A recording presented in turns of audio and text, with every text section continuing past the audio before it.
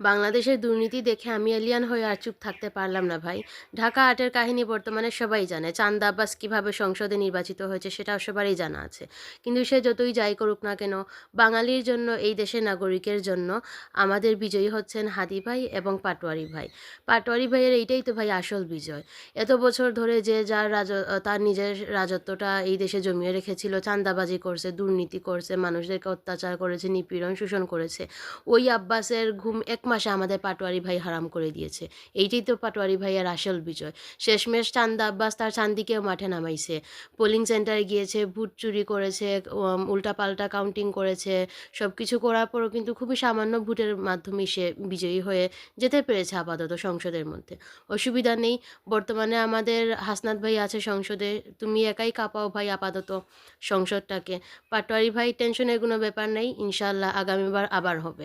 আমরা এলিয়ানরাও শিপ নিয়ে আসবে, সে তোমাকে সাপোর্ট করবে।